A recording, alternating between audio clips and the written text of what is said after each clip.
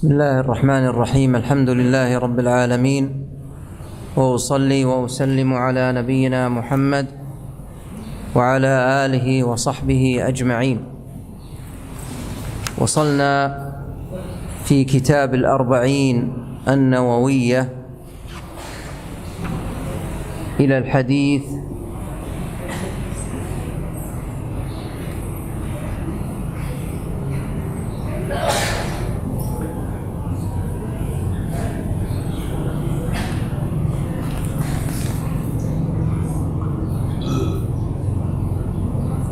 العشرون، رقم 20. ومن يحفظ هذا الحديث؟ من يحفظ هذا الحديث؟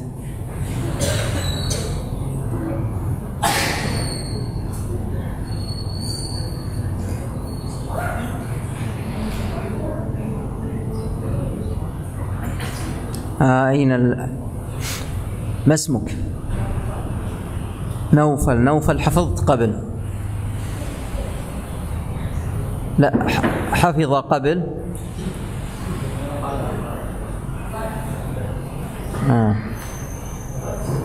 حفظ. نريد غيره، نريد غيره لأنه حفظ قبل.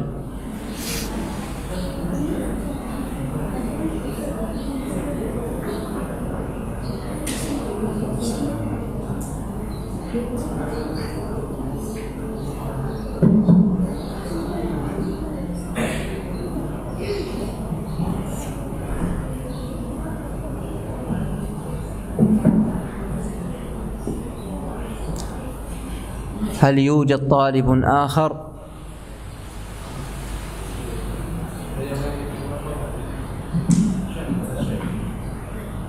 ما اسمك؟ ابن حجر حفظت قبل.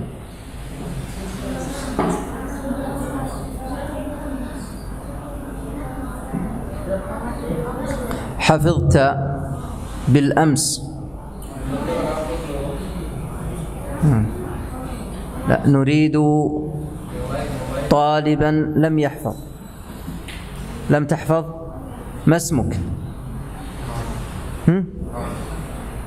راني؟ ريب؟ ري؟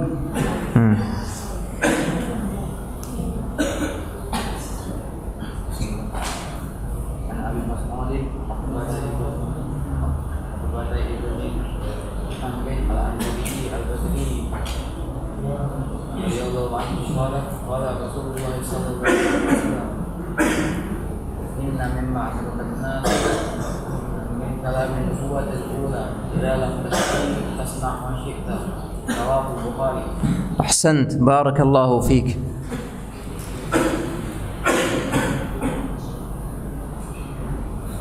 هل أنت موجود؟ لا تنسى. وصلنا إلى كم؟ 80.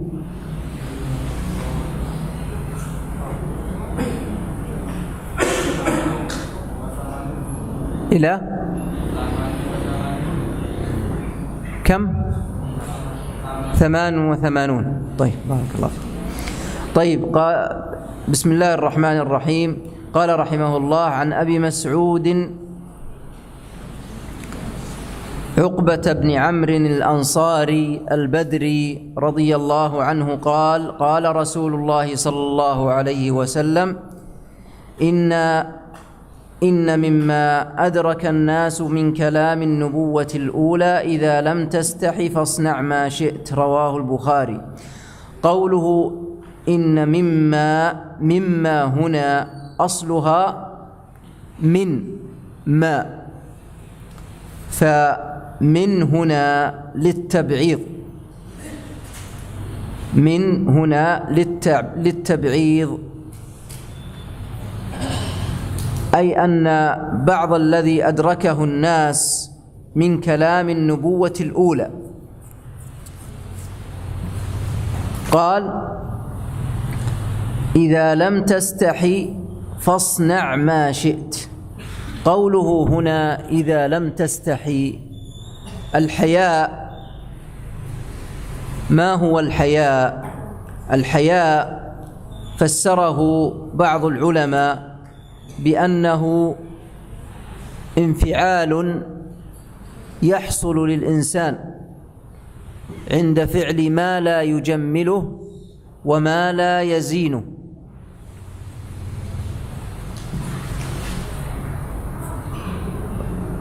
والأحسن أن نقول بأن الحياء هو الحياء، كما أنك تقول في تفسير المحبة بأنها هي المحبة، والغضب هو الغضب. فهذه الأشياء وهي هذه الانفعالات القلبية الأحسن أن نفسرها بأسمائها،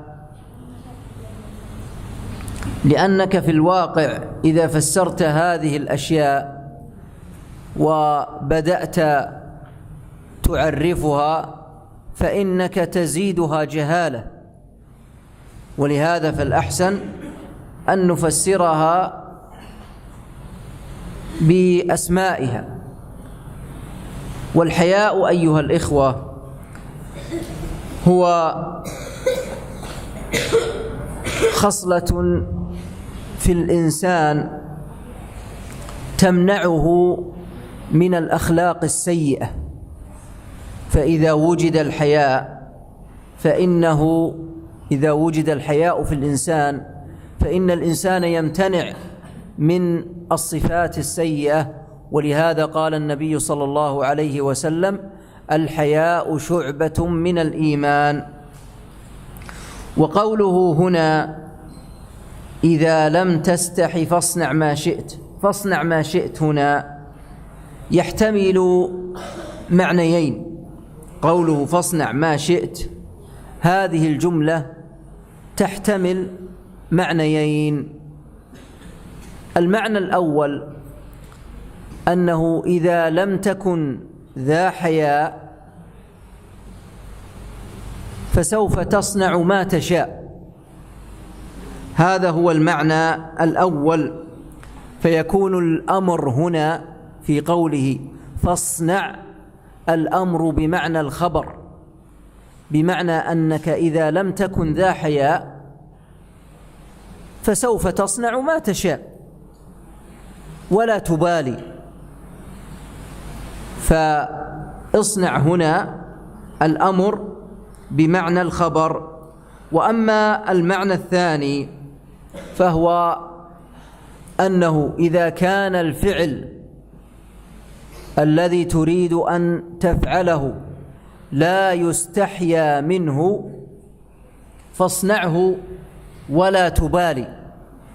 إذا كان الفعل الذي تريد أن تفعله لا يستحيا من فعله إذن فاصنعه ولا تبالي، لأنه لا حرج في فعله.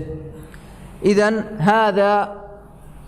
هذان هما المعنيان لهذه الجملة. والحياء أيها الإخوة كما سبق وأن مر علينا في الغضب، فالحياء إما أن يكون غريزي جبلي، وإما أن يكون مكتسبا. وأيهما أفضل، الغريزي الجبلي أو المكتسب؟ لا شك أن الجبلي الغريزي أفضل. والحياء أيها الإخوة لا شك أنه خلق محمود، ولكن اعلم أن الحياء إذا كان يمنعك من شيء واجب عليك فإنه خلق مذموم، كالحياء من طلب العلم ومن السؤال عن الأشياء التي تهمك في أمور دينك. فإذا كنت تستحي من ذلك فهذا لا شك أنه خلق مذموم. ولهذا عائشة رضي الله عنها كانت تمدح نساء الأنصار، فكانت رضي الله عنها تقول: نعم النساء نساء الأنصار، كان لا يمنعهن الحياء من السؤال عن أمور دينهن. فالمهم أيها الإخوة أن الحياء الأصل أنه محمود، إلا إذا كان يمنع من السؤال عن شيء واجب عليك، أو منعك من شيء واجب عليك عموما، كما لو منعك من إنكار المنكر بشروطه، فهذا حياء مذموم. تقول مثلا: أنا لا أريد أن أنكر المنكر لأنني أستحي، هذا حياء مذموم. فهذا الحديث الذي معنا فيه فوائد يستفاد منه أن آثار الأمم السابقة قد تبقى إلى هذه الأمة، أن آثار الأمم السابقة قد تبقى إلى هذه الأمة، لأنه قال هنا: إن مما أدرك الناس من كلام النبوة الأولى. فالحياء من آثار الأمم السابقة، ووجد في أمة النبي صلى الله عليه وسلم. ويستفاد أيضا من هذا الحديث أن هذه الجملة، وهي إذا لم تستحي فاصنع ما شئت، مأثورة عن الأمم السابقة. ويستفاد أيضا الثناء على الحياء، وذلك لأنه خلق جميل. إذن في هذا الحديث الحث والتأدب على التخلق بالحياء،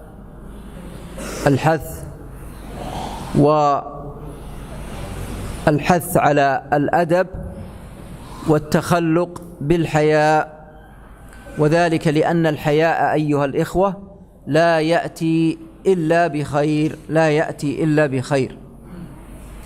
الحديث الذي يليه: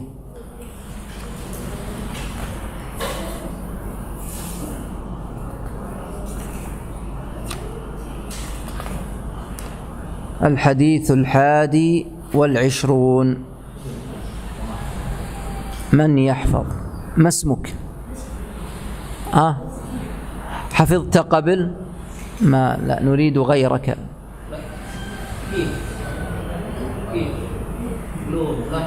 حفظت قبل؟ قم. ما اسمك؟ رزقي.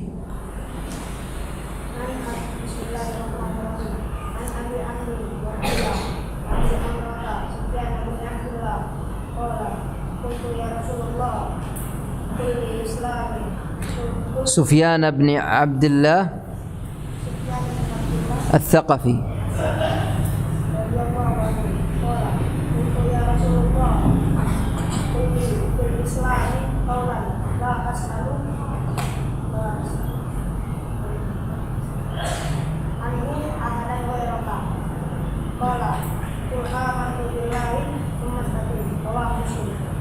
أحسنت، بارك الله فيك. أين صاحبنا؟ كم؟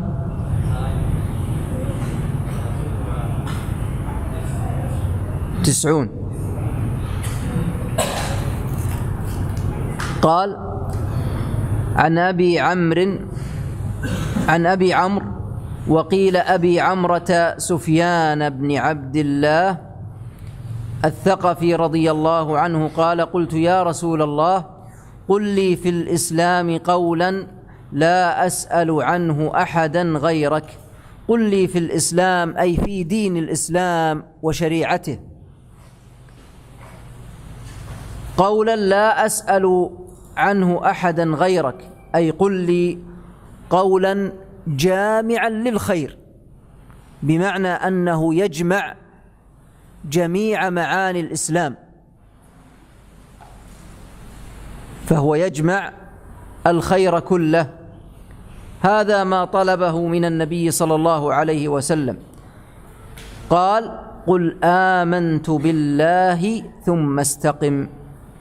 هذه أيها الإخوة كلمة جامعة في الخير، والنبي صلى الله عليه وسلم كما سبق أعطي جوامع الكلم، يتكلم بالكلام القليل وفيه معان كثيرة. فقوله هنا قل آمنت بالله، آمنت بالله أي في قلبك، اعتقد ذلك في قلبك.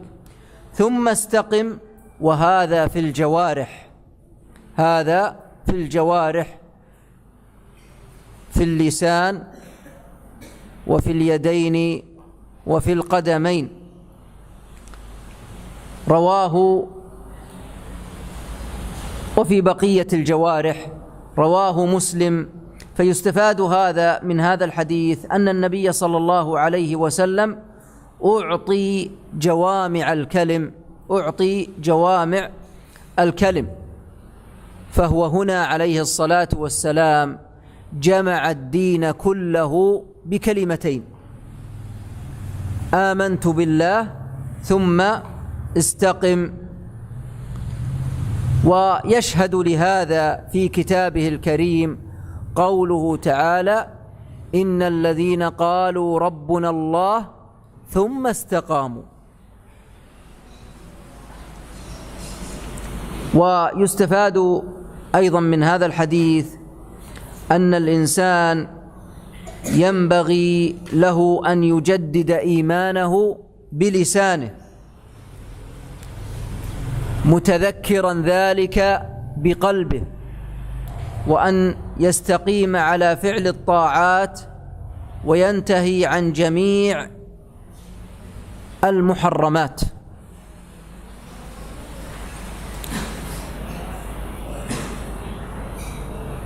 نعم. وبهذا نكون قد أنهينا كتاب الأربعين النووية بحمد الله ومنته، والله أعلم، وصلى الله على نبينا محمد وعلى آله وصحبه أجمعين.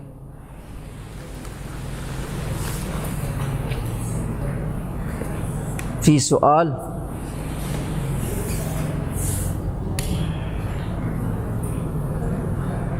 أو أننا ننتقل إلى التفسير. وقبل أن ننتقل إلى التفسير أعطني هذا الكتاب.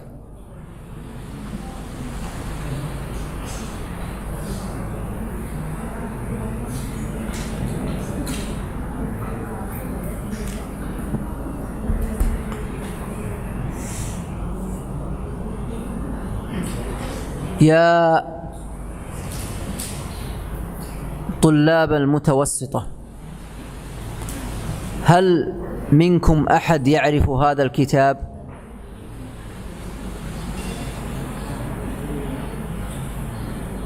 هذا الكتاب هل تعرفونه؟ هذا كتاب علو الهمة، هل تعرفونه؟ من يعرف هذا الكتاب؟ من يعرف هذا الكتاب؟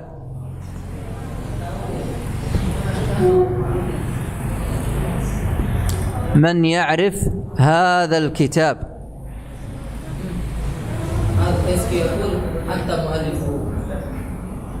قم يا من هو؟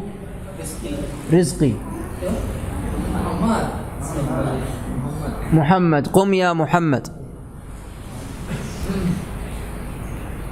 هذا الكتاب تعرفه؟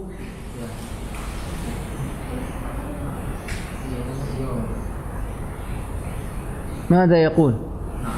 يعرفه؟ ماذا تعرف عن هذا الكتاب؟ ارفع صوتك، أريد أن أسمع. قل له يرفع صوته.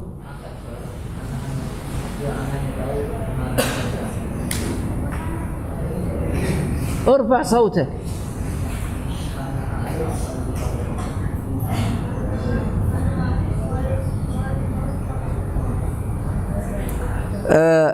ارفع صوتك وتكلم بالإندونيسي، ما في مشكلة.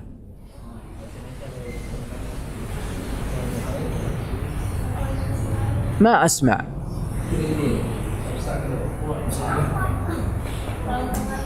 ما أسمع.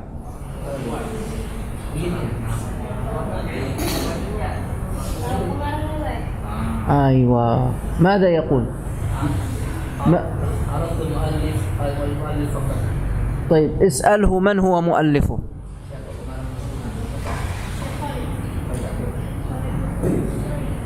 بارك الله فيك. وهل تعرف شيئا آخر عن هذا؟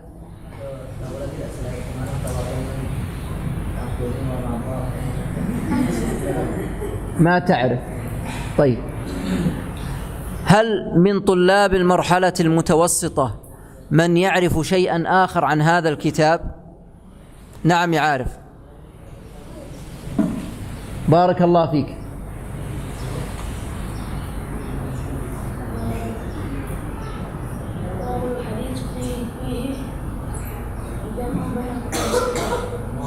ما شاء الله، بارك الله فيك. وأيضا تعرف شيئا آخر؟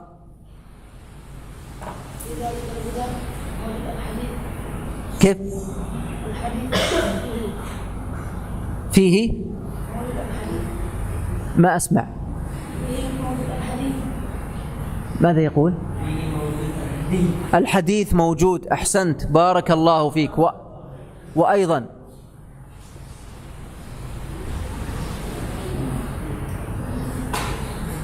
تعرف شيئا آخر؟ هل تعرف كم عدد أحاديثه؟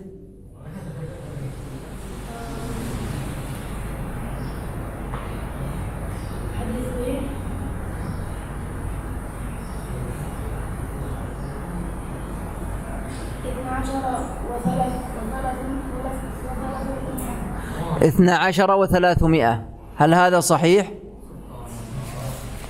هل هذا صحيح؟ يعني قريبا من ذلك. زد 2. كم؟ 14 وثلاثمائة. أحسنت. هل تعرف شيئا آخر؟ هل يوجد في هذا الكتاب حديث ضعيف؟ أنت قلت قبل قليل رواه أصحاب الكتب الستة. إذا كانت الأمة أمة محمد صلى الله عليه وسلم قد اتفقت على أن ما رواه البخاري ومسلم فقط فإنه صحيح، فما بالك أن الذي روى كل حديث من الأحاديث جميع الأئمة الستة، البخاري ومسلم وأبو داود والترمذي والنسائي وابن ماجه، كلهم رووا هذه الأحاديث. فهل يمكن أن يكون في هذا الكتاب حديث ضعيف؟ لا. أحسنت، بارك الله فيك. هل تعرف شيئا آخر عن هذا الكتاب؟ استريح. هل من الطلاب من يعرف شيئا آخر عن هذا الكتاب؟ قل لهم ما قلته قبل قليل، أنه لا يوجد حديث ضعيف، وأن الأمة إذا كانت قد اتفقت فقط على أن البخاري ومسلم ما رواه البخاري ومسلم فهو صحيح، فما بالك بأن كل واحد من هذه الأحاديث رواه 6 أئمة.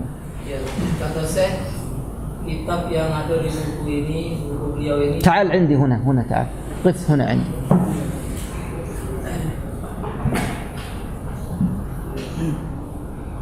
Ya, Syekh mengatakan kitab Ulul Himmah ini hadis di dalamnya semuanya sahih. Ya. Kalau seandainya kitab Sahih Bukhari Muslim saja, dua orang yang membawakan dua kitab tersebut hadisnya diterima oleh semua umat kesahihannya, bagaimana kitab ini mengumpulkan 6 imam? Ya. طيب هل فيه أحد منكم يعرف شيئا آخر عن هذه الأحاديث؟ Ada yang tahu tentang عن هذا الكتاب؟ kitab ini selain Arif?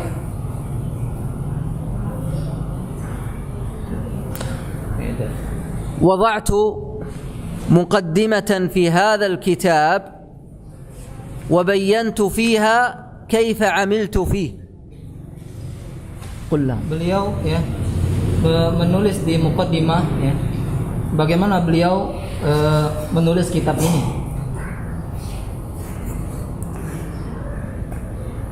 هذا الكتاب فيه عنوان الباب ثم الأحاديث. العنوان أو نقول الكتاب فيه نسختان. الكتاب وهو علو الهمة فيه نسختان. فيه كتاب فيه المتن فقط أي الحديث فقط، والكتاب الآخر في كتاب آخر يوجد فيه الحديث مع المفردات معاني الكلمات مع الفوائد. Kitab beliau ini ada dua nuskha, ada dua bentuk tulisan ya. Yang pertama kitab ini sendiri itu matan kitabnya, kemudian satu lagi ada kitab nuskha yang lainnya, yaitu kitab ini juga tapi dengan penjelasan dan faidah-faidahnya. هذا لأجل الحفظ. Adapun kitab yang ini ya untuk dihafal matan ini. والكتاب الآخر من أراد أن يفهم الحديث ومعاني الكلمات والفوائد. Adapun kitab yang satunya bagi yang pengen paham hadis dan paham makna-maknanya, maka ke nuskha yang kitab yang satunya. أتمنى إن شاء الله أن جميعكم يحفظ هذا الكتاب. Beliau sangat berangan-angan ya. Beliau berangan-angan agar kalian semuanya menghafal kitab Ulul Himmah matannya. والذي يحفظه عندي له هدية قيمة. Bagi yang menghafalnya, beliau akan memberikan hadiah yang sangat indah.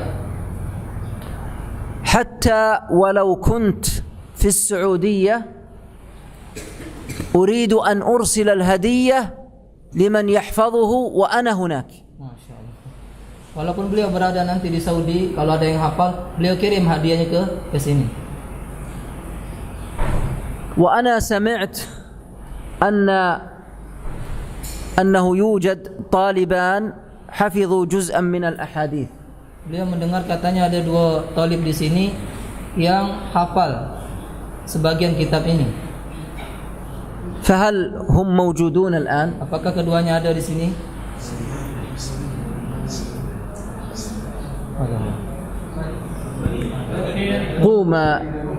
قوما بارك الله فيكم.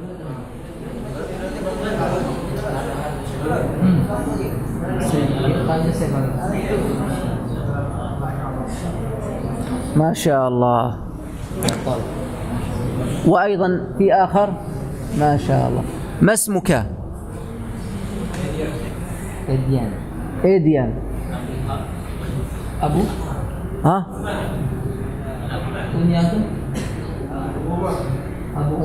أبو عمر. كم حفظت من الأحاديث هنا؟ 100. أي أنه حفظ تقريبا ثلث الكتاب. قل لهم. Beliau ya, Edian hafal 100 hadis dari kitab ini ya, hitungannya sama hafal sepertiga kitab ini. والآخر ما اسمك؟ دوني. كم حفظت؟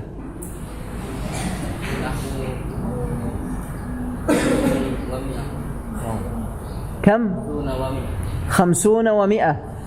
ما شاء الله. أي أنه حفظ ما يقارب نصف الكتاب. ما شاء الله. Beliau ya, Doni alhamdulillah Ustaz Doni ya, hafal 150, hampir setengah kitab. طيب، وهل درسوا الفوائد؟ هل درسوا معاني الكلمات والفوائد؟ درسوه على من؟ Sama siapa Ustaznya? Bisa. Hah? Abdullah. Oh, Abdullah Irwani. Oh, nah. جميع الأحاديث؟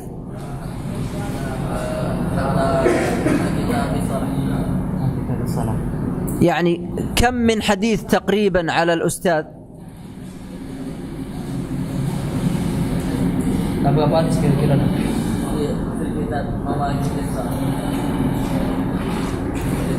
تعال.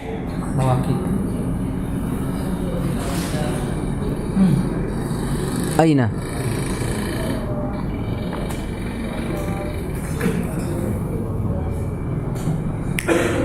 Ya.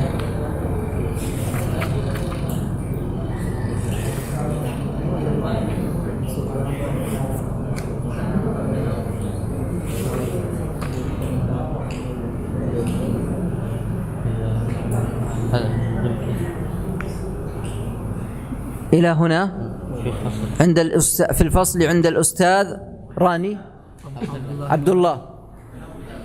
وأنت مثله؟ طيب، ثم أنت حفظت إلى هنا؟ إلى هنا. وأنت في كتاب الحج.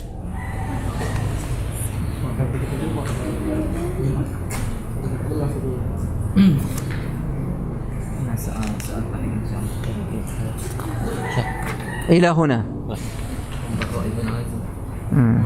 جيد. وهل درست المفردات والفوائد؟ جيد. الأول على الأستاذ عبد الله، والثاني البقية؟ الأول مع أستاذ أبي ذر. مع الأستاذ أبي ذر، والثاني مع الأستاذ عبد الله. أنا هذه المرة لن أختبركم، قل لهم حتى يفهموا. Sampai sekarang saya belum menguji kedua talib ini. وسوف أعطيكم هدية بسيطة. Beliau akan memberikan kepada kita ya hadiah yang basit. لأنكم إلى الآن لم تحفظوه. Sampai sekarang kalian belum menghafal. وما هي الهدية البسيطة؟ Apa dia hadiah yang basit tersebut? أعطيك أنت 100,000 ربية. Dia. Ini dapat 100.000. 100,000 ربية. وأعطيك أنت 100,000 ربية. Ini dapat 200.000. لأنه حفظ 150 وأنت 100. ونعطي الأستاذ عبد الله 100,000 ربية، والأستاذ أبا ذر 100,000 ربية. Ustaz Abdullah Herwani juga dapat 100.000, Ustaz Abu Dzar juga dapat 100.000. لأنهما هما اللذان ساعداهما على الحفظ. Karena kedua ustaz tersebut dia telah membantu Doni sama Edian untuk menghafal kitab ini. فاجتهدوا بارك الله فيكم على حفظ هذا الكتاب، وإذا حفظتموه سوف نجري لكم اختبارا.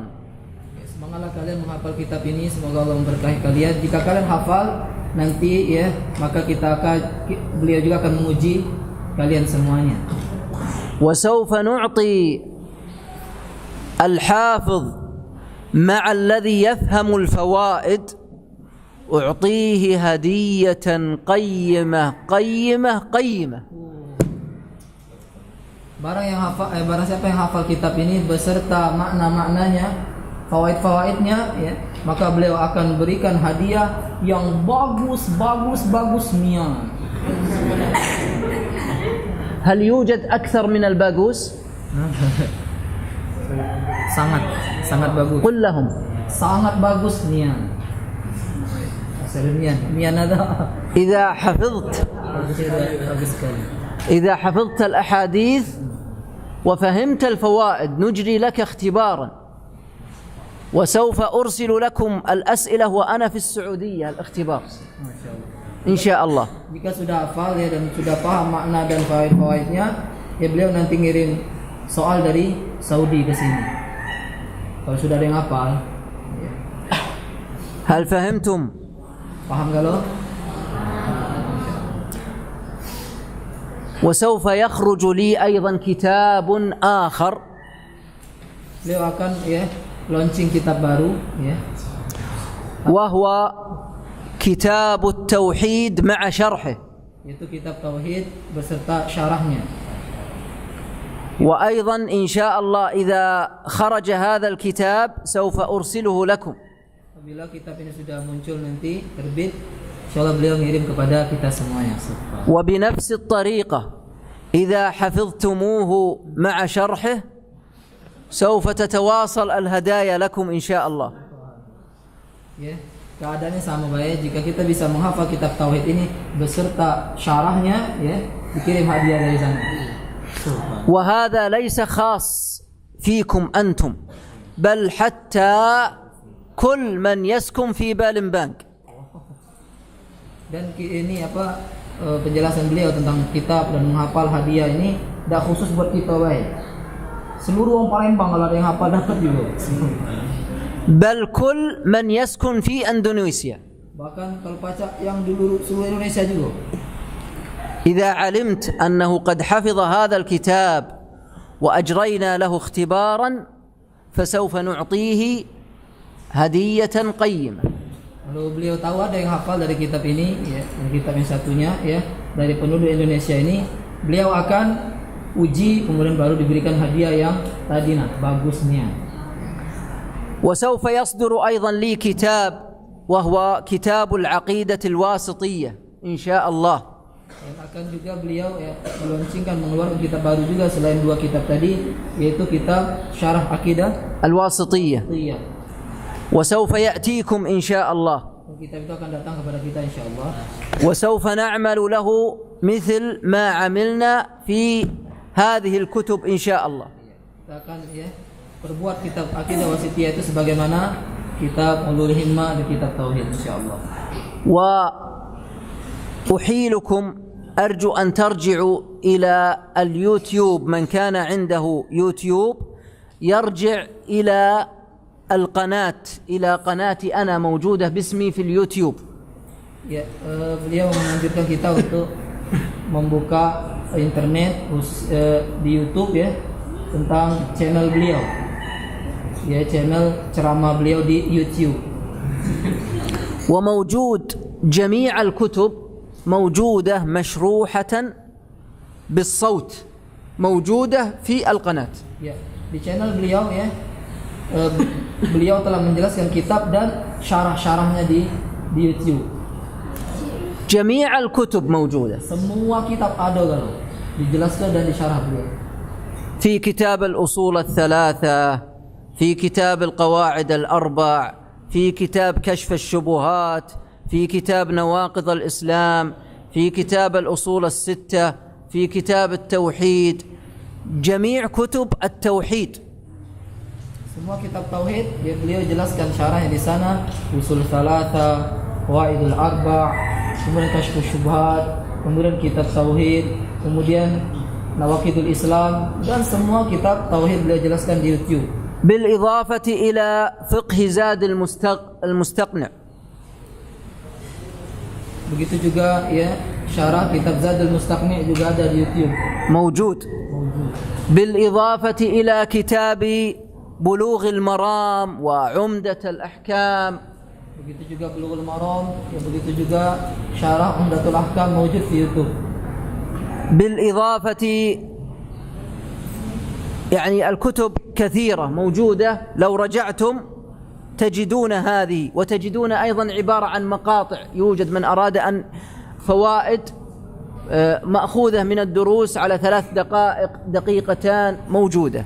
Ya, bagi siapa ingin mendapatkan syarah-syarah yang tidak banyak, sekitar berapa menit, 2 menit, 3 menit ya, tinggal buka Maqta, yaitu channel-channel yang ada di YouTube ya, ada di situ galau syarah-syarah yang kalian ingin dari kitab apa baik. فاحرصوا بارك الله فيكم على ذلك. Semangatlah kalian, semoga Allah memberkahi kita semuanya. أتمنى إذا حضرت إن شاء الله إلى إندونيسيا في المرة القادمة أن أجد أن أكثركم قد حفظوا هذا الكتاب. Beliau berangan-angan sekali kalau tahun depan beliau datang, kebanyakan kalian telah menghafal kitab ini. Bukan Doni sama Astagfirullah. Barakallah. Barakallahu fikum.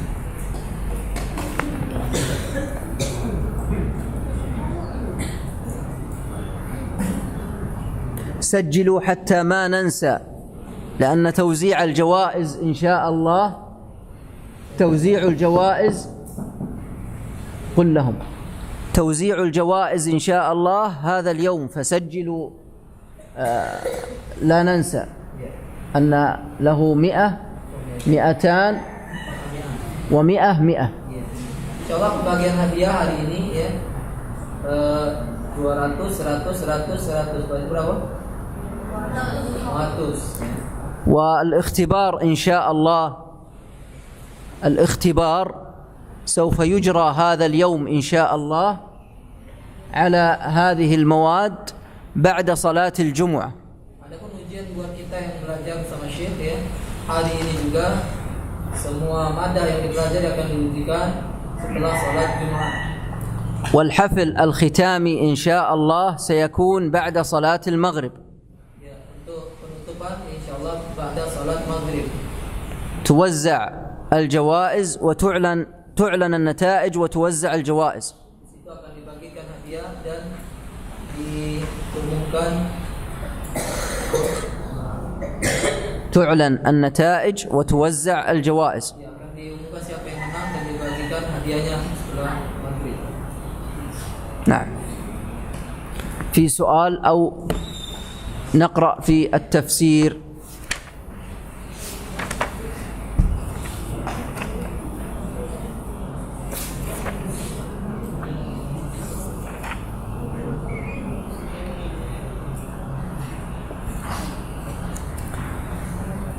وصلنا إلى أي سورة؟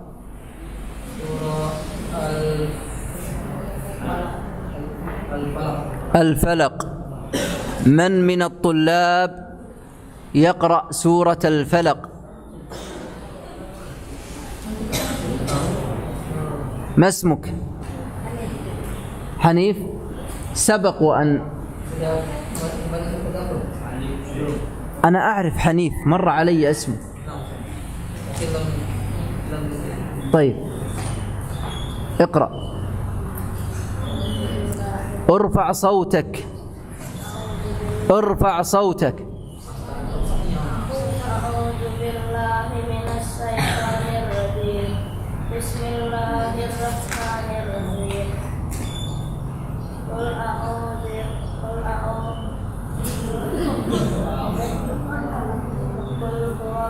لا، قل أعوذ برب الفلق. برب الفلق من شر ما خلق ومن شر النفاثات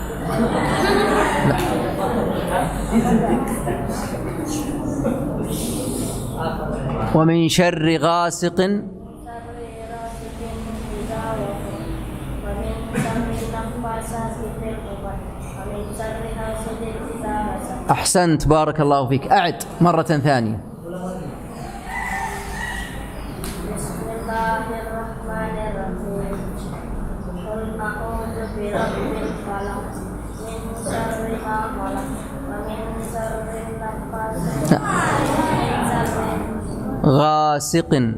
شر غاسق إذا وقب ومن شر النفاثات في العقد أحسنت.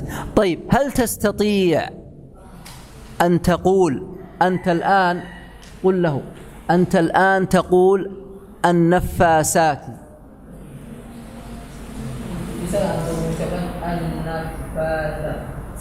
هو يقول النفاسات، هل يستطيع أن يقول النفاثات؟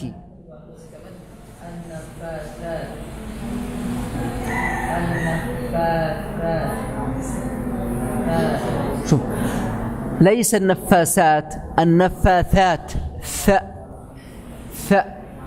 بالثاء.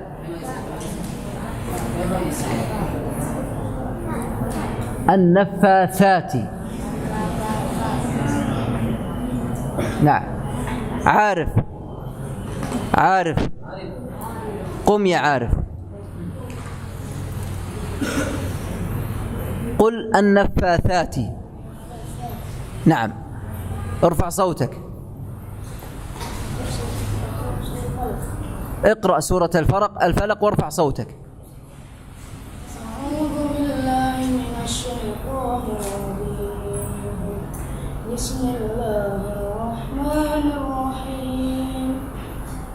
قل أعوذ برب الفلق من شر ما خلق ومن شر غاسق إذا وقب ومن شر النفاثات في العقد ومن شر حاسد إذا حسد. أحسنت.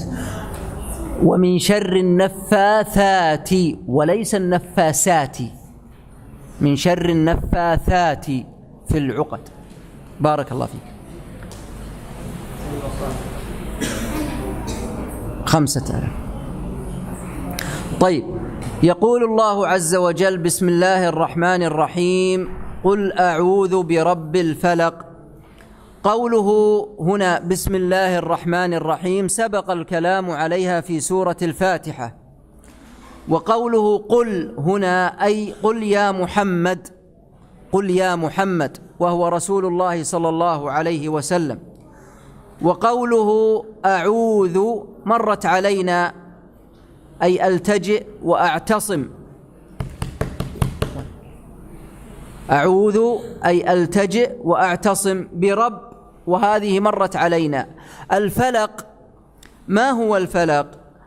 الفلق فيها أقوال،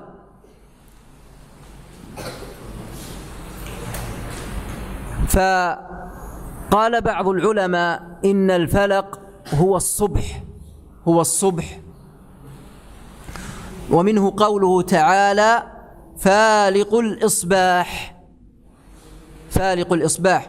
وسمي الفلق بالفلق لأن الصبح يفلق عنه الليل، بمعنى أن الليل يخرج ويأتي الصبح، هذا هو الفلق. وفيه أقوال أخرى، فيه أقوال أخرى، لكن يكفي أن نعرف هذا القول، وهو أن المراد بالفلق هو الصبح، هو الصبح. وقوله هنا من شر ما خلق، من شر ما خلق أي من شر جميع المخلوقات، وكل ما على الأرض هو من مخلوقات الله عز وجل.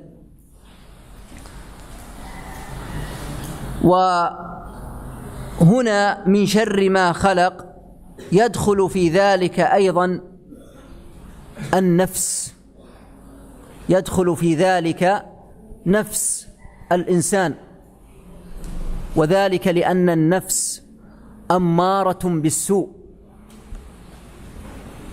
ولهذا جاء في خطبة الحاجة: ونعوذ بالله من شرور أنفسنا، لأن النفس أيها الإخوة قد تأمر بالسوء،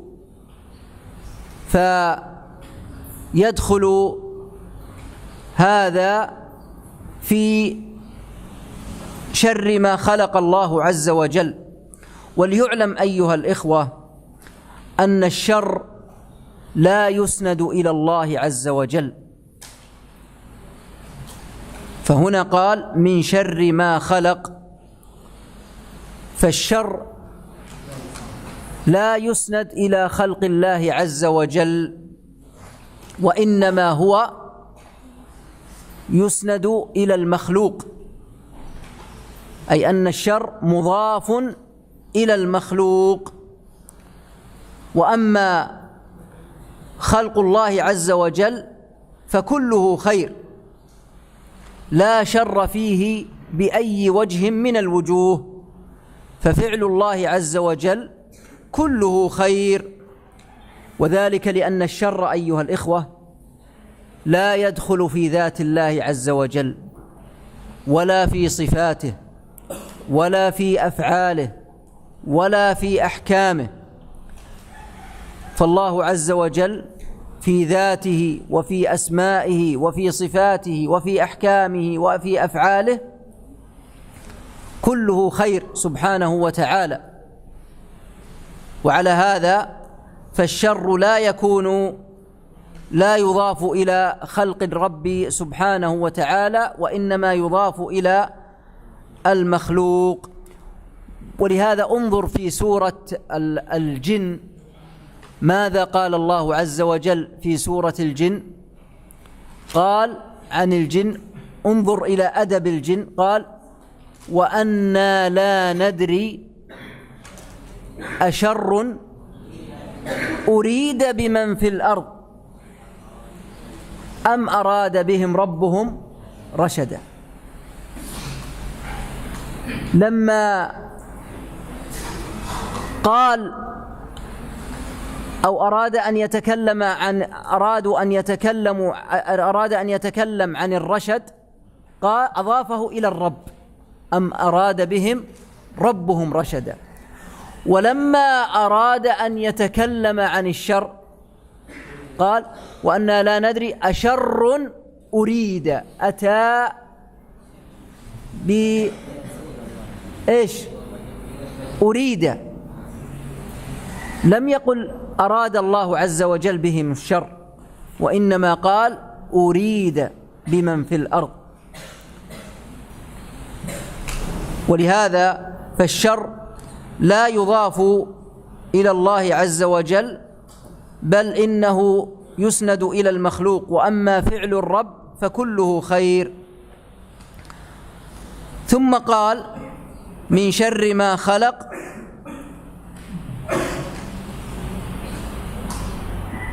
وقوله هنا أيها الإخوة من شر ما خلق، لاحظوا أن الأشياء الثلاثة التي سيستعيذ منها بعد ذلك هي من مخلوقات الله.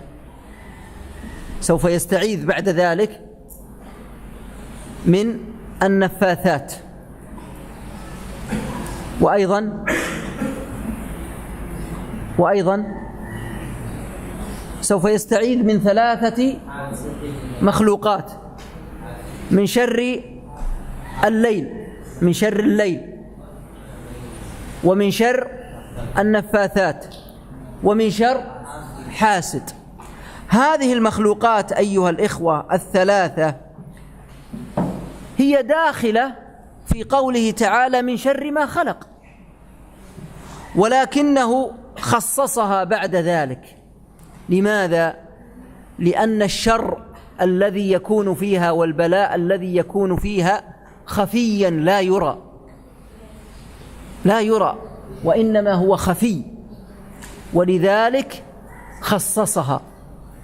خصصها الليل والسحر، النفاثات وهو السحر والحسد، هذه أشياء خفية، ولهذا خصص، وإلا فإنها داخلة في مخلوقات الله عز وجل. قال من شر ما خلق ومن شر غاسق إذا وقب. غاسق إذا وقب أيضا فيها أقوال. قال بعض العلماء إن الغاسق إذا وقب هو الليل إذا أظلم، لأن الليل إذا أظلم فيه شرور. وقال بعض العلماء إن الغاسق هو القمر، وقوله إذا وقب أي إذا دخل. ولهذا ورد عن عائشة رضي الله عنها أنها قالت: أخذ رسول الله صلى الله عليه وسلم بيدي وأشار إلى القمر وقال عليه الصلاة والسلام: تعوذي بالله من شر هذا، أي من شر الغاسق إذا وقب، أي القمر إذا دخل. ثم قال: ومن شر النفاثات في العقد. النفاثات، والنفاثات السحرة أو السواحر. وطريقة سحرهم أنهم يتفلون عند السحر مع الريق، فينفثون مع خروج جزء من الريق. هذه طريقة في السحر، ولهذا قال: ومن شر النفاثات، فهم ينفخون بالفم مع جزء من الريق. ولاحظ هنا قال: ومن شر النفاثات، ولم يقل ومن شر النفاثين، وذلك لأن الغالب أن الذي يستعمل هذا النوع من السحر هم النساء. ويحتمل أيضا أن النفاثات يعني الأنفس النفاثات. طيب، يقال أو نسمع أن السحر هنا كثير، هل هذا صحيح؟ صحيح. لماذا يكثر السحر عندكم؟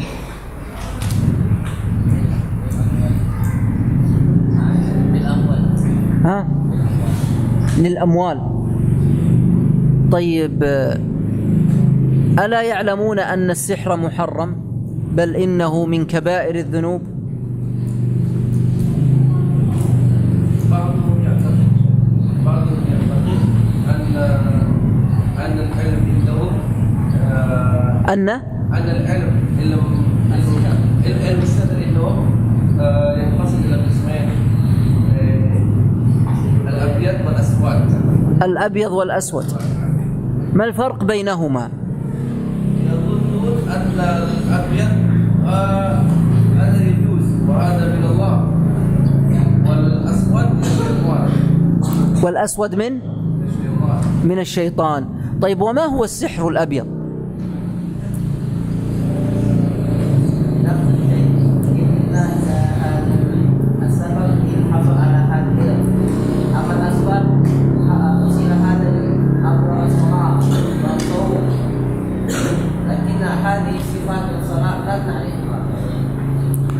والله السحر كله أسود، وليس فيه أبيض، بل كله أسود وكله شر وكله من كبائر الذنوب، كله من كبائر الذنوب.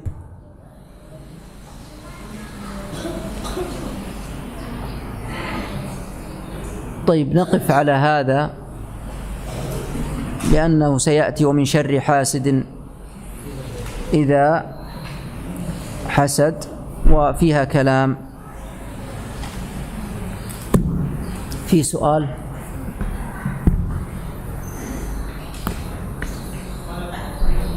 كيف؟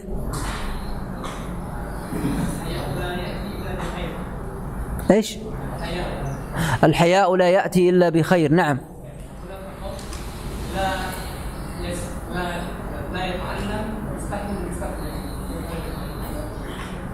قلنا هذا، بارك الله فيك، قلنا إن الحياء قبل قليل إذا كان يمنعك من شيء واجب عليك فإنه مذموم ولا يجوز. نضرب لك مثالا على ذلك: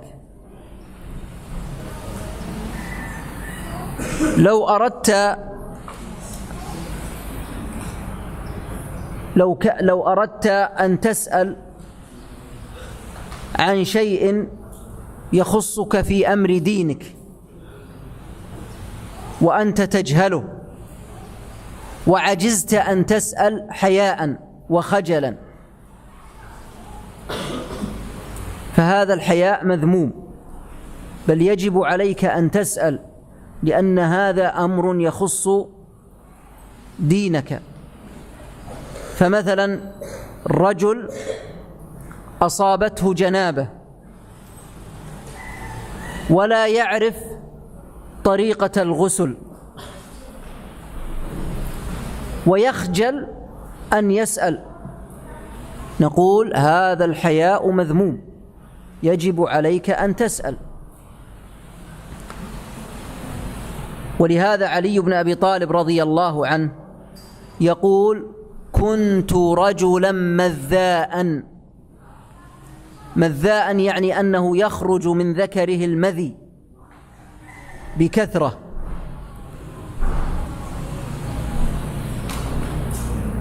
فقال: فاستحييت أن أسأل رسول الله صلى الله عليه وسلم لمكان ابنته مني، لأنه قد تزوج فاطمة رضي الله عنه، فاستحيا أن يسأل النبي صلى الله عليه وسلم لأنه تزوج ابنته،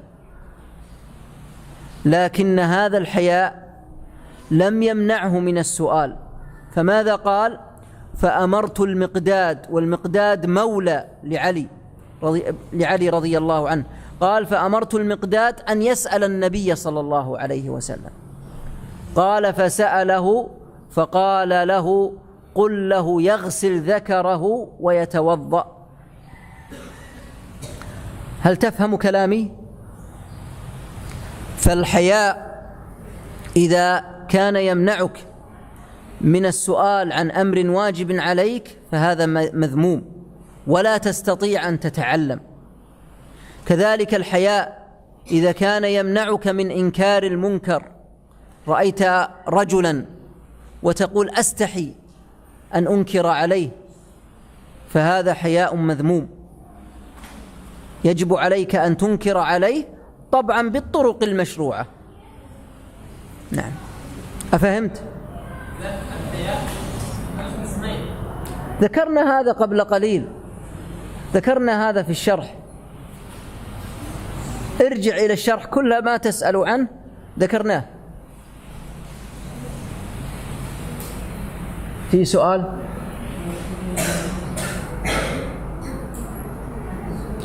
والله أعلم.